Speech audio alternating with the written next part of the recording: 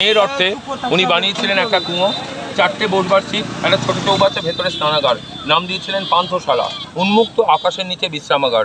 দূর দূরান্তের প্রতিবৃন্দ এসে যাতে কুঁয়ো থেকে জল তুলে হাত মুখ দিয়ে গুড়ুমুড়ি জল বসে খেতে পারে, আর রাখাল বালকেরা যখন দূর দূরান্ত থেকে গরুমোষ চড়াতে আনতো, গরুমোষেরা তৃষ্ণার্ত হলেও যাতে জল পান করতে পারে, ছোট চৌবাচ্চাটা ভরে দিলে ভেতরে চৌবাচ্চা ভরে দিয়ে ভেতরে গিয়ে স্নান করা যেত। উন্মুক্ত আকাশের নিচে বিশ্রামাগার, পান্থশালা।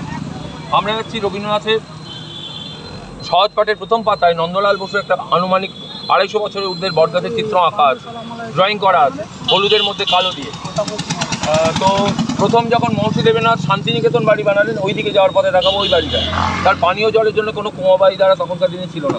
তখন উনি একটা পুকুর খনন করিয়েছিলেন, নাম দিয়েছিলেন তাল পুকুর। সেই পুকুরের মাটিগুলো আনুমানিক 250 বছরের বটগাছের গোড়ায় রাখা হয়েছিল।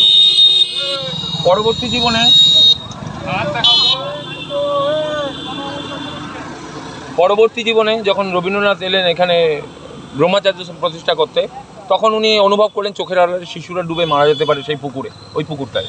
তো তখন সেটা বুঝিয়ে দিলেন, কিছু অবশিষ্ট মাটি থেকে গেছিলো এই বটগাছের গোড়ায়। তো রবীন্দ্রনাথ নুড়ি পাথর দিয়ে 3টে ধাপ করে উনাদের জীবনে 3টে ধাপকে প্রতিষ্ঠা করেন 3 পাহাড় নাম দিয়ে। ওনারা অরিজিনালি হচ্ছেন বাংলাদেশের, এসছেন জোড়াসাঁকো কলকাতা, সেখান থেকে বোলপুর শান্তিনিকেতন। এটা অ্যাকচুয়ালি রবীন্দ্রনাথের সিট অফ মেডিটেশন। ওইদিকে একটা বেদি করা আছে যেখানে রবীন্দ্রনাথ বসে মেডিটেট করতেন, ধ্যান করতেন। ওনার উপাসনার বেদি 3 পাহাড়। চলুন তাড়াতাড়ি। রবীন্দ্রনাথ তার 2 বৌদি জ্ঞানদানন্দিনী এবং কাদম্বরী। জ্ঞানদানন্দিনী ছিলেন মেজদা সত্যেন্দ্রনাথের স্ত্রী, যিনি ঘোড়ায় চড়ে সত্যেন্দ্রনাথের সঙ্গে কলকাতা ভ্রমণ করতেন তখনকার দিনে, যেটা নিন্দনীয় ছিল। আর ফ্যাশন ডিজাইন উনি লম্বা হাতে চারুলতাতে যে ইউজ করেছে সেটা ওনার ফ্যাশন। বম্বে থেকে মারাঠি সিন্ধিদের কাছ থেকে শিখেছিলেন কুচি দিয়ে আঁচল সিস্টেম শাড়ি পরা, যেটা আমাদের বাংলায় প্রবর্তন করেছিলেন। এখনও বাঙালিরা সেইভাবে শাড়ি পরে আসছেন। সেই জ্ঞানদানন্দিনী, কাদম্বরী, দেও রবীন্দ্রনাথ 3 জনে তার মায়ের মৃত্যুর 8 বছর পর, সারদা দেবীর মৃত্যুর 8 বছর পর, সারদা দেবীর বাড়ি খুলনা জেলার মঙ্গলডি গ্রামে বেড়াতে গিয়েছিলেন 3 জনে। তো সেখানে তাদের যে জমিদারি দেখাশোনা করতেন বেণীমাধব রায়চৌধুরী, তার মেয়ে ভবতারিণীকে রবীন্দ্রনাথের পছন্দ হয়ে যায়। ভবতারিণী বয়স তখন সবে 11, রবীন্দ্রনাথের 22। বিয়ে করে নিয়ে আসেন, জোড়াসাঁকোতে নাম পরিবর্তন করলেন ভবতারিণী থেকে মৃণালিনী। এরা 1901-এ শান্তিনিকেতন বাড়িতে এসে উঠলেন। অনুভব করলেন শান্তিনিকেতন বাড়ি তো গেস্ট হাউস, তো সপরিবারে ওনারা মাটির বাড়ি, দেহলি বাড়ি, ওই যে ট্যাঙ্ক আর দোতলা বিল্ডিংয়ের মাঝখানের বাড়িটায়, মানে ওখান থেকে সবাই চলে এলেন 1902-এ। 29 বছর বয়সে মৃণালিনী দেবী ক্যান্সার রোগে আক্রান্ত হয়ে জোড়াসাঁকো থেকে ওনার মৃত্যুর পর এটার নাম হয়ে গেছে মৃণালিনী আনন্দ পাঠশালা। এই যে 4 বছর 5 বছরের শিশুরা খেলাধুলার মাধ্যমে এখানে পড়াশোনা শেখে। আমার পড়াশোনা এখান থেকে আরম্ভ হয়। ভেতরে কোনো গাছের তলায় একটা করে বেদি করা আছে, গোল করে ইটের সার্কেল করে কাকড় বিছানো। শিক্ষক শিক্ষিকা বেদিতে বসেন, শিক্ষার্থীরা আসন পেতে গোল করে ঘিরে, যেভাবে গুরুকুলে পড়াশোনা হয় এইভাবে এখানে 2 থেকে 10 পর্যন্ত এইভাবে আমাদের পড়াশোনার সিস্টেম। চলুন, এটার নাম দেহলি বাড়ি। হ্যাঁ, মাটির বাড়ি। পরে দোতলা বাড়িতে স্থানান্তরিত হয় দেহলি বাড়ি। গোড়া উপন্যাসটি এই বাড়িতে বসে লিখেছিলেন। তারপর বানিয়েছে নতুন বাড়ি। 1919-এ এই নতুন বাড়ি থেকে চলে গেলেন উত্তরায়ণ। রবীন্দ্রনাথের 5টা বাড়ির নাম উত্তরায়ণ। ব্রহ্মচার্যাশ্রম 20 বিঘার উত্তর দিকে অবস্থিত বলে উত্তরায়ণ। 5টা বাড়ি: উদয়ন, উদিচি, কোণার্ক, পূর্ণস্থ, শ্যামলী। উদয়নটা জাভার কোটের বিকল্পে তৈরি, আর উদিচি, কোণার্ক, পূর্ণস্থ, শ্যামলী ওগুলো এক্সপেরিমেন্টাল বাড়ি, ঋতুর সঙ্গে সামঞ্জস্য রেখে। বর্ষা ঋতু, গ্রীষ্ম ঋতু, শীত ঋতু। আর এই যে মাটির বাড়িটা দেহলি বাড়ি, এটাও ছাদটাও মাটির, মানে খড়ের বিকল্পে মাটি দিয়ে যদি ছাদ করা যায়, খড় তো আগুন জ্বলে যেতে পারে, মাটির বাড়ির ছাদে তো আগুন জ্বলবে না। সেই হিসেবে একটা এক্সপেরিমেন্টাল বাড়ি করেছিলেন সাঁওতালদের জন্য ভেবে, কিন্তু সাঁওতালরা তার পথ অবলম্বন করেনি। সেন্ট্রালের অর্থে আকার নিয়েছে এটা সেন্ট্রাল লাইব্রেরি, কেন্দ্রীয় গ্রন্থাগার। 22টি ভাষায় 3 লক্ষেরও বেশি বই আছে। 300-রও বেশি পুরনো পুঁথি, ওল্ড ম্যানুস্ক্রিপ্ট এখানে আছে, যে বিদেশের লোক রিসার্চ করেন। এর সামনেই আমাদের মূল কার্যালয়, বিশ্বভারতী সেন্ট্রাল অফিস, আমাদের মূল কার্যালয় এবং উপাচার্যের অফিস। এই উপাচার্য লাস্ট যিনি ছিলেন বিদ্যুৎ চক্রবর্তী, এই ভেতরে মেলার মাঠে যাওয়ার রাস্তার চারিদিক দিয়ে বন্ধ করে দিয়েছেন টোটোওয়ালাদের জন্য। এটা শুধু ওখানে ওই পাশে যারা থাকে তাদের জনগণের জন্য খোলা রেখেছে, বাকিটা সব বন্ধ করে দিয়েছেন। আর এর এইদিকে হচ্ছে আমাদের হিন্দি ভবন, চীনা ভবন। এই দিকটা সেই তাল গাছ কোথায়? তাল গাছ ওই দিকে যাবো, এক পায়ে দাঁড়িয়ে ওই দিকে যাবো যখন। এই এখান থেকে ঘুরিয়ে নি, নাহলে তাল গাছটা পাবে না। ওখানে শুধু একটা বাড়ি দেখাতে গিয়ে তাল গাছটা দেখাতে পারবে না, অন্ধকার হয়ে যাবে। এদিকে হিন্দি ভবন, ওইদিকে চীনা ভবন। আর সোজা গেলে বসন্ত উৎসবে 11 বছর অনুষ্ঠিত হয়েছিল। দ্বিজবিরামটা দেখা যাবে, তাড়াতাড়ি যেতে হবে, তাহলে অন্ধকার হয়ে যাবে, তো তাল গাছটা দেখতে পাবেন না। ঠিক আছে, তাড়াতাড়ি। এটা মেলার মাঠ এখন বর্তমান। 1961 রবীন্দ্রনাথের মৃত্যুর 20 বছর পর স্থানান্তরিত হয় ওই পুরনো মেলার মাঠ থেকে এই মাঠে। এখানে হয়? হ্যাঁ, এখন বর্তমানে এখানে হয়। গত 1 বছর এখানে হয়েছে। আর দুটো যেটা 7ই পৌষে মেলা হয়েছে ওটা রাজ্য সরকার মেলা, এই বছরও রাজ্য সরকারেরই মেলা হয়েছে, কিন্তু এই মাঠে। এই মাঠটা ভাড়া নেওয়া হয়েছিল 5 দিনের জন্য। আমরা যাচ্ছি রবীন্দ্রনাথের দাদা মুর্শিদাবাদের জ্যেষ্ঠ পুত্র দ্বিজেন্দ্রনাথ ঠাকুরের বাড়ি। তিনি একাধারে যেমন সাহিত্যিক ছিলেন তেমনি দার্শনিকও ছিলেন। ওনার লেখা স্বপ্নপুরাণ প্রভৃতি বিভিন্ন সাহিত্য আছে। তার 1924 সালে একবার এখানে এসে ওনার একটা 8 চালা মাটির বাড়ি, টালির বাড়ি পছন্দ হয়ে যাওয়ায় ওনার জীবনের 30টি বছর, শেষ বয়সে উনি এইখানেই সময় কাটাতে ছিলেন। 30টি বছর এখানে আসা যাওয়া করতে অতিবাহিত করেছেন বলে রবীন্দ্রনাথ বাড়িটির নাম দ্বিজেন্দ্রনাথের নামে রেখেছেন দ্বিজবিরাম। এটা এমনিতে হেরিটেজ কমপ্লেক্স, এটা বন্ধ থাকে, কিন্তু সকালে 1 ঘন্টার জন্য এখানে যোগা, কাউন্সিলিং আর মেডিটেশন হয়। এমনি যোগা দিবসের দিন 21শে জুনে এই দরজা খুলে যায়, ভেতরে দরজা খুলে যায়। সাদা পাঞ্জাবি পায়জামা পরে যে কেউ, সাদা শাড়ি পরে যে কোনো মহিলা জাতি ধর্ম নির্বিশেষে এর ভেতর প্রবেশ করে ওকে গিয়ে স্মরণ করতে পারে। এটা সবথেকে নিচু জায়গা ছিল বলে রবীন্দ্রনাথ জায়গাটার নাম রেখেছে নিচু বাংলো। সেই হিসেবে নিচু বাংলো ছাত্রাবাস গড়ে ওঠে 2002-এ। এই ফিরিয়ে নিয়ে চলো, ওরা তালগাছ উপাসনা গৃহ দেখবে, ওইদিকে যেও না। ওদিকে গেলে শুধু মাঠ দেখাতে গিয়ে সময়টা নষ্ট হয়ে যাবে, তাহলে এইদিকে এসে আর অন্ধকারে কিছু তুলতে পারবে না। ওইদিকে বসন্ত উৎসবে একটা খেলার মাঠ আছে শুধু, সেটা কি দেখতে যাবেন অত দূর? হ্যাঁ, তাল গাছটা, উপাসনা মন্দির, ছাতিমতলা, এগুলো অন্ধকার হয়ে যাবে তখন। অনেকটা ঘুরতে হবে, প্রায় 1 কিলোমিটার, আর এইদিকে 1 কিলোমিটার। তাহলে এই দিকটাই ঘুরে নিই। আচ্ছা, আপনি শুনতে থাকুন।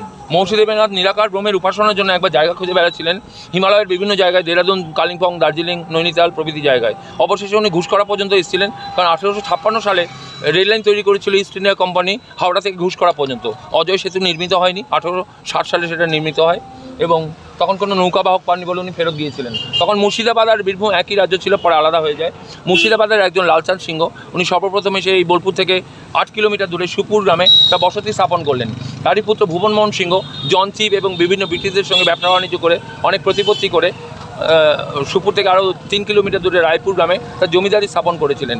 তারই জ্যেষ্ঠ পুত্র প্রতাপ নারায়ণ সিংহ, লর্ড এসপি সিনহা, তিনি মহর্ষি দেবেন্দ্রনাথের কাছে ব্রাহ্মধর্ম দীক্ষা নিয়েছিলেন। সেহেতু তার আমন্ত্রণে উনি দ্বিতীয়বার এলেন 1861। এসে এই বোলপুরের পথে পালকি করে ভ্রমণ করতে এসে হঠাৎ দুটো ছাতিম বৃক্ষ দেখে তার তলায় বিশ্রাম করে উনি প্রাণের আরাম, মনের আনন্দ, আত্মার শান্তি, এক আধ্যাত্মিক অনুভূতি পেয়ে স্থির করলেন এটাই নিরাকার ব্রহ্মের উপাসনার সঠিক জায়গা।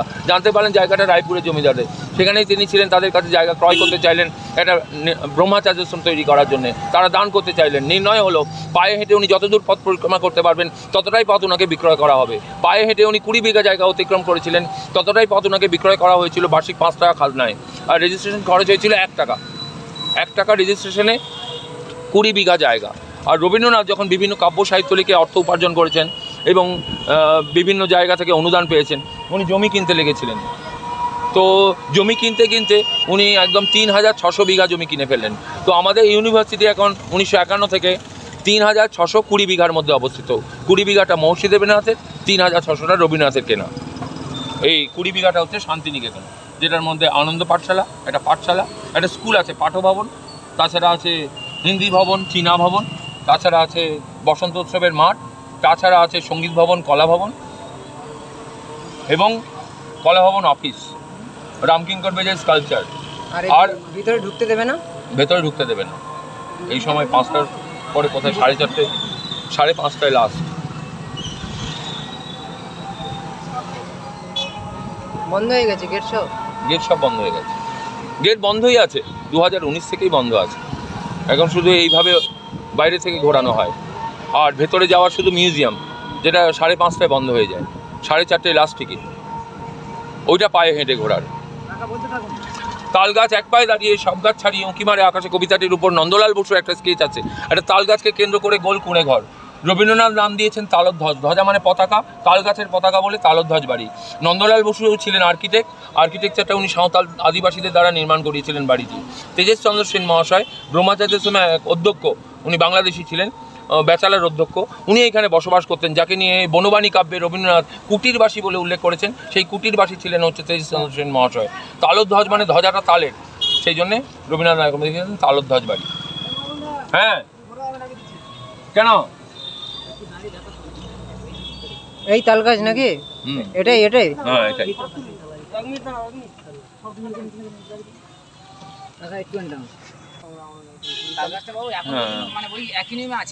হ্যাঁ একই নিয়মে আছে, কিন্তু প্রত্যেক বছর রিনোভেশন। মুর্শিদাবাদ একবার স্থির করলেন, না ওনার যে ট্রাস্টিগণ ওরা স্থির করলেন যে নিরাকার ব্রহ্মের উপাসনার জন্য আমাদের উপাসনা মন্দিরের তো প্রয়োজন।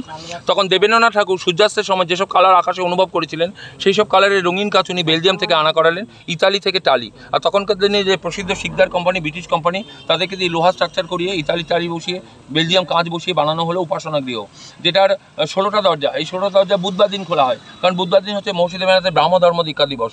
সেই দিন সাদা পাঞ্জাবি পায়জামা পরে 6:30টার সময় যে কোনো পুরুষ যে কোনো পাড়ে সাদা শাড়ি পরে যে কোনো মহিলা জাতি ধর্ম নির্বিশেষে এর ভেতর প্রবেশ করতে পারে। গেটেতে লেখা আছে একমেব দ্বিতীয়ং আনন্দরূপং অমৃতং যদি ভাতি, সব ঈশ্বর সমান, কোনো জাতিভেদ নেই। এটা প্রত্যেক বুধবার ছাড়া গণ্যমান্য ব্যক্তিদের জন্মদিবস, মৃত্যু দিবস এখানে মন্দির হয়। তাছাড়া 22শে শ্রাবণ, 25শে বৈশাখ, বসন্ত উৎসব, 7ই পৌষ, ক্রিসমাস, 26শে জানুয়ারি বর্ষা শেষ এখানে সন্ধ্যেবেলায় মন্দির হয়, তখন দেখার মতো। ভেতরে লাইট জ্বললে অদ্ভুতভাবে আলোকিত হয়ে থাকে বেলজিয়াম কাঁচ চারিপাশটা। এটা 1891 দ্বিজেন্দ্রনাথ ঠাকুর, চিন্তামণি চট্টোপাধ্যায়, এরা ছিলেন ব্রাহ্ম সমাজের, এবং আর্য সমাজের ছিলেন অচ্যুতানন্দ মিশ্র, উনি এখানকার পুরোহিত ছিলেন। তাদের 3 জন সভাপতিকে নিয়ে এটা উদ্বোধন হয়েছিল 1891। দ্বিজেন্দ্রনাথ ঠাকুর যার বাড়ি দেখিয়ে এলাম ওইদিকে গিয়ে, উনি ছিলেন সভাপতি, এবং চিন্তামণি চট্টোপাধ্যায় এবং অচ্যুতানন্দ মিশ্র, স্বামী অচ্যুতানন্দ বলা হতো। আর এটা হচ্ছে শান্তিনিকেতন বাড়ি, যেটা সর্বপ্রথম বাড়ি। 1862 ক্রয় করার পর জমিটা 1863 থেকে ভুবনমোহন সিংয়ের একটা বাগান বাড়ির ভিটে ছিল, সেখানে নির্মাণ শুরু হলো শান্তিনিকেতন বাড়ি। মন্দির মসজিদ গির্জার সমন্বয়ে জোড়াসাঁকোর অনুকরণে বানানো। এটার সামনে একটা স্ট্যাচু আছে রামকিং কলেজের, বাঁকুড়ার artist, modern sculpture, Anirban Agnishikha title. কিন্তু সূর্য যখন উদয় হয় পশ্চিম দিকে যে ছায়াটা পড়ে ওটা 10টা থেকে 11টার মধ্যে ওটা মাদার অ্যান্ড চাইল্ড হয়ে যায়। সন্ধ্যের দিকেও হয়, কিন্তু সন্ধ্যের দিকে আবছা হয়, দুপুর দিকেই ভালো দেখা যায়। আর ওটাই 1873 রবীন্দ্রনাথ যখন 12 বছর বয়স বালক, তখন ওনার ওই উপনয়নের পর একদিনের জন্য বাবার হাত ধরে এসেছিলেন। তারপরে উনি 40 বছর বয়সের পর থেকে উনি স্থায়ীভাবে এখানে আসেন। 1902 উনি ওইখানে চলে যান, মানে এখানে সপরিবারে এসেছিলেন। এখানে উনি গীতাঞ্জলি রচনার সূত্রপাত করেছিলেন, শেষ করেছিলেন বাংলাদেশে, অনুবাদ করেছিলেন বাংলাদেশে। এটা মন্দির মসজিদ গির্জার সমন্বয়, 3টে লোগো আছে উপর থেকে। জন্মস্থান শান্তিনিকেতন বাড়ি না, জন্মস্থান তো জোড়াসাঁকো। ওখানে সেই জল পড়ে, পাতা নড়ে, সেই জানলা দিয়ে খুলে উনি দেখতেন, একলা ঘরে বন্দি থাকতেন, সেটা হচ্ছে জোড়াসাঁকো। আর এটা তারপরে উনি 40 বছর বয়স যখন, তখন থেকে এখানে এসছেন। তার আগে 12 বছর বয়স যখন, তখন উনি একবার এসেছিলেন বাবার হাত ধরে 1873। তারপরে আরেকবার এসেছিলেন যখন 7ই পৌষে মেলাটা আরম্ভ হলো 1895। তারপর উনি প্রায়শই আসতে থাকেন। 1901 থেকে উনি স্থায়ীভাবে আসেন, মানে এখানে ব্রহ্মাচার্য বিদ্যালয় প্রতিষ্ঠা করার জন্য। আর এটাই সেই ছাতিমতলা, এই ছাতিম গাছ, এই কর্নারের যেটা, এটাকে 7 ব্রাদার্স বলা হয়। এইটা এরকম 4 প্রান্তে 4টে আছে, আর মাঝখানে একটা আছে। মাঝখানের একটা যেখানে, সেখানে 2টো ছিল বড় বড় ছাতিম বৃক্ষ, যেটা 1993 দ্বিতীয়টা মারা যায় মনে আছে, আগেরটা কত সালে মারা গেছে মনে নেই। তার সামনেই যে সিংহাসন মতো, সেটাই ওনার সিট অফ মেডিটেশন মহর্ষি দেবেন্দ্রনাথের, ওখানে বসে ধ্যান করতেন, উপাসনা করতেন। ওখানেই লেখা আছে তিনি আমার প্রাণের আরাম, মনের আনন্দ, আত্মার শান্তি, শ্বেত পাথরের ফটকে লেখা আছে। এটা 23শে ডিসেম্বর এটা খোলা হয়, ওনার ব্রাহ্মধর্ম দীক্ষা দিবসের দিন ওনাকে স্মরণ করার জন্য ওখানে অনুষ্ঠান হয় বিশ্বভারতী। চারিদিকে শতরঞ্জি বিছানো থাকে। মাঘ মাসে একবার খোলা হয় এই গেটগুলো, বছরে 2 টাইম এটা খোলা হয়। আর ওইদিকে ফেন্সিংয়ের ওইদিকে বসার জায়গা আছে সিমেন্টের, ওখানে বসে, ওটাকে বকুলবীথি বলা হয়। রবীন্দ্রনাথ 5 জন ছাত্রকে নিয়ে তার প্রথম ক্লাস ওখানে আরম্ভ করেছিলেন, যেখানে তার বড় ছেলে রথীন্দ্রনাথ ঠাকুর উপস্থিত ছিলেন সেখানে। এটাকে ছাতিমতলা বলা হয়। ওই আনুমানিক 1862 মার্চ মাসের পরে ওটা নির্মিত হয় সেই বেদিটি, ওনার সিট অফ মেডিটেশন। এখনও অঙ্কুর যাহা তারই পথপানে, প্রত্যহ প্রভাতে রবি আশীর্বাদ আনে। এই 4টে গীতাঞ্জলির লাইনের পাশে রবীন্দ্রনাথের সিগনেচার বড় করে আমের মতো, ডান দিকে অ্যাশ কালারে, ওইটা রবীন্দ্রনাথের সিগনেচার। হ্যাঁ, আর কবিতার লাইনটা 4টে লাইন লেখা আছে। আর এটা হচ্ছে আমাদের আসবার সময় ওখানে দাঁড়িয়ে ফটো নিতে পারেন। এটাই মিউজিয়াম, 70 টাকা করে টিকিট। ভেতরে মিউজিয়াম, ভেতরে উদয়ন বাড়ি, আর 4টে বাড়ি, উদিচি, কোনাক, মুনাসর, শ্যামলী, ওগুলো এক্সপেরিমেন্টাল বাড়ি। উদয়ন বাড়িতে জাভার কোটের বিকল্পে তৈরি। আর এটাই হচ্ছে ওনার যখন মারা যাওয়ার পর 1942-এ ওনার যে ট্রাস্টিগণ ছিলেন তাদের অর্থে এটা নির্মিত হয়। ওনার ব্যবহৃত জিনিসপত্র, ওনার বড় বড় জব্বাল খালা খরম জুতো, দোয়াতকালি ছাপাখানা মেশিন টাইপ মেশিন, ওনার ব্রিটিশ আমলে 86-89 গাড়িটা ওইদিকে নিচের বারান্দায় আছে।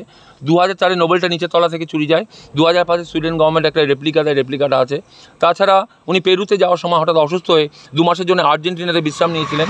তখন ওনার এক লেখিকার সঙ্গে আলাপ হয়, ভিক্টোরিয়া ওকাম্পোর বয়স তখন 34, রবীন্দ্রনাথের 63, কিন্তু ওদের মধ্যে একটা প্ল্যাটনিক লাভ হয়, মানসিক প্রেম। কারণ উনি কবি সাহিত্যিক, উনি লেখিকা ছিলেন, যাকে নিয়ে উনি লিখেছিলেন আমি চিনি গো চিনি তোমারে ওগো বিদেশিনী। তো তিনি উদ্বুদ্ধ করেছিলেন ছবি আঁকতে। 63 বছর বয়সে রবীন্দ্রনাথ শিল্পীও হয়েছিলেন। যেসব ছবি এঁকেছিলেন 1930-এ ভিক্টোরিয়া ওকাম্পো ওগুলো ফ্রান্সে এক্সিবিট করেছিলেন। পরবর্তীকালে রবীন্দ্রনাথ নিজে ওগুলো মস্কো, রাশিয়াতে এবং আমেরিকাতে এক্সিবিট করেছিলেন। সেসব ছবি আছে, ওনার বংশ তালিকা আছে। এইদিকে বাঁশির নোট সারেগামা পাদানিসা সুসেন দাসের তৈরি, এখানকার কলাভবনের এক্সটুডেন্টের তৈরি। ওইদিকে হারমোনিয়ামের রিডস সারেগামা পাদানিসা। এটা চিত্র ভাস্কর্যের অফিস বিল্ডিং বাঁদিকে, সোজা নন্দন আর্ট গ্যালারি। ইন্দিরা গান্ধী যখন আমাদের আচার্য ছিলেন, যিনি আমাদের প্রধানমন্ত্রী 1951 থেকে তিনি আমাদের আচার্য। ইন্দিরা গান্ধী যখন আচার্য ছিলেন, ওনার মৃত্যু 2 বছর আগে 1982-তে নন্দলাল বসু নামে, আমাদের চিত্রশিল্পী গুরু নন্দলাল বসু নামে নন্দন আর্ট গ্যালারি উদ্বোধন করে যান। ভেতরে একটা 2তলা আর্ট গ্যালারি আছে, পৃথিবীর যে কোনো আর্টিস্ট তার আর্ট এক্সিবিট করতে পারেন। ডান দিকে মুক্ত মঞ্চ বলা হয়। রবীন্দ্রনাথ নিজে মালঞ্চ, রক্তকরবী, বিসর্জন, এই 3টে নাটক নিজে অভিনয় করেছেন এই স্টেজটায়। আর এটাকে বিচিত্রা গৃহ নাম দিয়েছেন। লন্ডনের অডিটোরিয়াম ডুপ্লিকেট বানিয়েছিলেন, যেটা একটা লম্বা হল ঘর মাত্র, একদম কর্নারে বাঁ দিকে এরকম একটা স্টেজ করা আছে। সেখানে যখন বিচিত্রা অনুষ্ঠান হয়, দর্শকেরা লম্বা করে 17 ইঞ্চি বিছিয়ে সব দরজা জানালাগুলো খুলে দিয়ে বসে এবং দাঁড়িয়ে উভয় প্রকার অনুষ্ঠান দেখতে পারে। আমরা এটার নাম দিয়েছি নাট্যঘর। বাঁ দিকে পটারি বেকিংয়ের ওভেন, চীনামাটির পাত্র বেকিংয়ের ওভেন, এটা ভাট্টি। ভেতরে একগুচ্ছ নাইট বাল্ব দিয়েছিল লাল হলুদ। প্রত্যেকদিন অনেকগুলো আয়না দিয়েছিল। প্রত্যেকদিন সন্ধ্যেবেলা জালিদের ফুটোগুলো থেকে মনে হতো আগুনের আভা বেরোচ্ছে। কাঠকুড়ুনিরা সব আয়না হোল্ডার সব চুরি করে নিয়ে যাওয়াতে অন্ধকারে এটার নাম হয়ে গেছে ইগলু হাউস। আর এটাই কলাভবন, যেটা 1919-এর শেষের দিকে আরম্ভ হয়। 3 জন মাস্টারমশাই, নন্দলাল বসু চিত্রশিল্পের মাস্টারমশাই, সুরেনকর মহাশয় ভাস্কর্যের মাস্টারমশাই, অসিত কুমার হালদার উনি ডিজাইন বাতিক প্রভৃতি দেখাশোনা করতেন। 6 জন ছাত্রছাত্রী, মনীন্দ্র গুপ্ত, ধীরেন কৃষ্ণ দেববর্মন, অর্ধেন্দু বন্দ্যোপাধ্যায়, দ্বিজেন্দ্রলাল রায়, সুনয়নী দেবী এবং শ্রীমতী হুতি সিং। এই সুনয়নী দেবী ছিলেন গগনেনাথ অবনীনাথের ছোটো বোন, মানে রবীন্দ্রনাথের ভাইজি। ধীরেন কৃষ্ণ দেববর্মন আমার ঠাকুরদাদা ছিলেন। 1911-তে উনি ত্রিপুরা রয়্যাল ফ্যামিলি থেকে এখানে পড়াশোনা করতে আসেন। 1919-এ কলাভবনের ছাত্র, 1951 থেকে 68 কলাভবনের প্রিন্সিপাল। রামকিঙ্কর বেজেলেন 1925-এ, উনি বাঁকুড়া থেকে এখানে এলেন। তো এখানে এসে উনি নন্দলাল বসু ছাত্র ছিলেন। একটা নতুন ধরনের টেকনিক তৈরি করলেন, রড দিয়ে স্ট্রাকচার করে লাল কাঁকড়, ছোটো ছোটো গুড়ি, সেই কাঁকড়গুলো তার সঙ্গে সিমেন্ট আর বালি মিশিয়ে ছুরি ছুরি বানালেন সাঁওতাল ফ্যামিলি বা দেশান্তর যাত্রা। মানে ওদের যাযাবর জীবনটাকে দেখানো হয়েছে। কিশোরের সহজ পাঠের ছবি, সাঁওতাল ফ্যামিলি বা দেশান্তর যাত্রা, মানে একটা পরিযায়ী সাঁওতাল পরিবার আর এক দেশের কাজ শেষ করে ভিন্ন দেশে কাজ করতে চলেছে। ছেলেটাকে বাঁকে নিয়ে, সঙ্গে কুকুর নিয়ে, সাঁওতাল মহিলাটি ঝুড়িতে জিনিসপত্র নিয়েছে, 2টো খেজুর পাতার মাদুরের রোল আছে মাথায় রাত্রে শোয়ার জন্যে। এক জায়গার কাজ শেষ করে ভিন্ন দেশে কাজ খুঁজতে চলেছে। আর এই জায়গাটাকে কলাভবন বলা হয়, যেখানে painting, sculpture, graphics, art history, mural, design, batik, installation প্রভৃতি সব কিছু এখানেই শেখানো হয়, শিল্পকর্ম। ডান দিকে রবীন্দ্রনাথের ছোটো কন্যা মীরা দেবীর বাড়ি। উনি শেষ বয়সে কিডনির ব্যথায়, পেটের ব্যথায় যখন মীরা দেবীর সঙ্গে ছিলেন, এখানে বসে উনি মালঞ্চ কাব্যগ্রন্থটা লিখেছিলেন বলে বাড়িটির নাম মালঞ্চ। আর উদ্যানটার নাম প্রফেসর কেজি সুব্রমণিয়াম, উনি বড়দা আর্ট কলেজের ডিন ছিলেন। এখানে ভিজিটিং লেকচারার হিসেবে কলাভবনে আসেন, পরে উনি কলাভবনের প্রফেসর হয়ে যান। উনি ওটা ইনোগ্রেট করে গেছেন কিঙ্কর উদ্যান, কারণ কিঙ্করের স্কাল্পচারের সামনের উদ্যান বলে। এটা কিঙ্করের আরেকটা স্কাল্পচার, রামকিঙ্কর বেইজ। 55-তে স্টার্ট হয়, 56-তে এটা কমপ্লিট হয়। এটা কলের বাসি বা মিল কল। তখনকার দিনে মিলে কোনো ঘড়ি ব্যবহার করা হতো না, সাইরেন বাজতো। সাইরেন বাজলে মজদুরদের ছুটি হয়। আবার যখন দ্বিতীয়বার সাইরেন বেজেছে, তখন একটি সাঁওতাল মেয়ে মাথায় জলের কলসি নিয়ে কাজে যাচ্ছে দৌড়ে, পিছন থেকে ছেলে আঁচল ধরে টানছে। মা থেকে বলছে মাসির দরদ বেশি, ওইদিকে একটা মাসি পিছন দিকে মুখ ঘুরিয়ে ছেলেকে বলছে ছেলেদের পড়ে যাবে, আমরা যাচ্ছি কাজে। এটাও সেই সেম প্রসেস, রড দিয়ে স্ট্রাকচার করে কাপড় সিমেন্ট বালি ছুটে ছুটে। যেটা স্কাল্পচারে প্রথম এই ফোর্সটাকে দেখানো হয়েছে, স্পিড। দেখুন কত জোরে দৌড়চ্ছে, ওড়নিগুলো যে হাওয়ায় উঠছে সেটা দেখে বোঝা যাচ্ছে।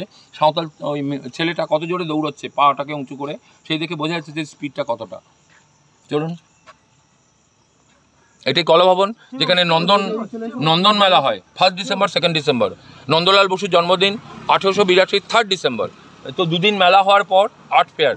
এখানে 4টে থেকে 8:30 পর্যন্ত আপনারা ভেতরে যে কোনো পোশাকে ঘুরতে পারেন। 1 ডিসেম্বর 2 ডিসেম্বর। আর নন্দলাল বসু দুদিন এখানে নন্দন মেলা হওয়ার পর 3 ডিসেম্বর সবাই সাদা পাঞ্জাবি পায়জামা পরে সাদা শাড়ি পরে একত্রিত হয়ে ভোরবেলায় কোপাই নদীর তীরে গিয়ে ওনার জন্মদিন সেলিব্রেট করেন। এটাকে দীনেন্দ্র কুঞ্জ বলা হয়। অন্ধকার হয়ে গেছে, ভেতরে একটা বেদি করা আছে আর গোল করে সার্কেল করে ইট করা আছে। এখানে বসে উনি গান শেখাতেন। উনি প্রথমে সঙ্গীত ভবনে গানের মাস্টার হিসেবে আসেন, পরে উনি ওখানকার প্রিন্সিপাল হয়ে যান। উনি দীনেন্দ্রনাথ ঠাকুর, যিনি কিনা গীতবিতানের স্বরলিপিটা উনি তৈরি করেছিলেন।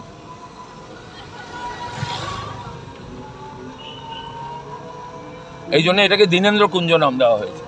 আর বাঁ দিকে না ওই এই জায়গাটা দীনেন্দ্র কুঞ্জ। আর এর পিছনে সঙ্গীত ভবন। আর এটা হচ্ছে রামকিঙ্কর ব্রিজের একটা মডার্ন স্কালচার।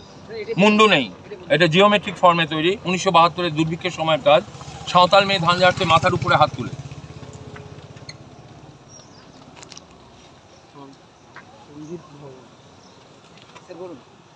সাঁওতাল মেয়ে ধান ঝাড়ছে মাথার উপরে হাত তুলে। এটা জিওমেট্রিক ফর্মে কিউবিজম স্টাইলে তৈরি।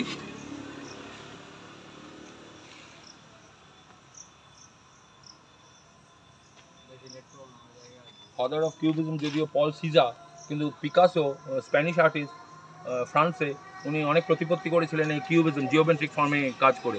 সেই জন্য বাংলার পিকাসো রামকিঙ্কর বেজকেও বলা হয় বাংলার পিকাসো।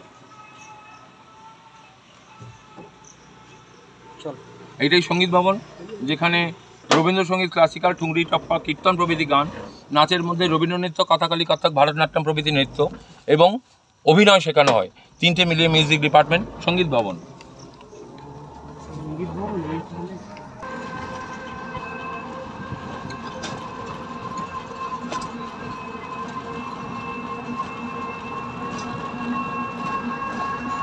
নন্দলাল বসুর সৌজন্যে এটা কলা ভবনের ভাস্কর্য ডিপার্টমেন্টের, স্কালচার ডিপার্টমেন্টের বয়েজ হস্টেল। নন্দন সদন নাম দেওয়া হয়েছে নন্দলাল বসুর বাড়ি হিসেবে। এটা এখন ইম্পর্টেন্ট নয়, কারণ দেখা যাবে না। আমরা যাচ্ছি অমর্ত্য সেনের বাড়ি, মানিকগঞ্জের মত্তগ্রামের কথায়। মত্তগ্রামে অম্বিকা প্রসাদ ছিলেন সাব ডিভিশনাল জজ, ও দাদা ছিলেন জজ। ওদের বাড়িটাকে ওই জন্য বলা হতো জজ বাড়ি। পরে এরা ঢাকার বাসিন্দা হয়ে যান। ঢাকা থেকে অম্বিকা প্রসাদের 2 ছেলে, আশুতোষ সেন এবং কঙ্কর সেন। আশুতোষ সেন বিলেতে পড়াশোনা করতে যান। মত্তগ্রামের একটি মেয়ে, ওনার বাবা এখানকার অধ্যাপক ছিলেন সাহিত্যের, ক্ষিতিমোহন সেন। তার মেয়ে অমিতা সেন এখানে রবীন্দ্রনাথের শান্তিনিকেতনে পড়াশোনা করতে আসেন। একদিন রবীন্দ্রনাথের নটির পুজোর নাটকের উনি নোটিশ এসেছেন। আশুতোষ সেন বিলে থেকে পড়াশোনা শেষ করে ঢাকায় ফেরত এসেছেন। তো ওনাকে চিঠি লিখে আমন্ত্রণ জানান যে নটির পূজা দেখতে এসো। নটির পূজা দেখতে এসে আশুতোষ সেনের অমিতা সেনকে খুব পছন্দ হয়ে যায়। বাবার অমতে অম্বিকা প্রসাদ অমতেই তাকে বিয়ে করে নিয়ে যান ঢাকায়। ঢাকায় উনি রসায়নে কেমিস্ট্রি প্রফেসর ছিলেন। তাদের যখন পুত্র সন্তান জন্মগ্রহণ করলো, রবীন্দ্রনাথ পুনরায় বাবলু সেনের নামকরণ করলেন অমর্ত্য সেন। তিনি প্রথমে মত্তগ্রামে ক্লাস 4 পর্যন্ত পড়াশোনা করে চলে এলেন এখানে ব্রহ্মাচার্য পাঠভবনে।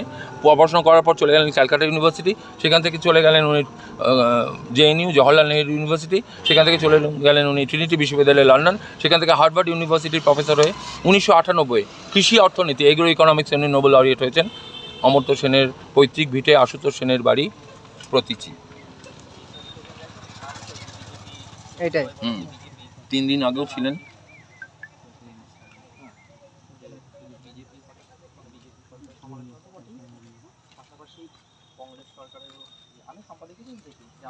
নুড়ি সিমেন্ট আর বালি দিয়ে তৈরি, যেমন কম্পোস্ট সিমেন্ট বালি দিয়ে, নুড়ি সিমেন্ট বালি দিয়ে তৈরি।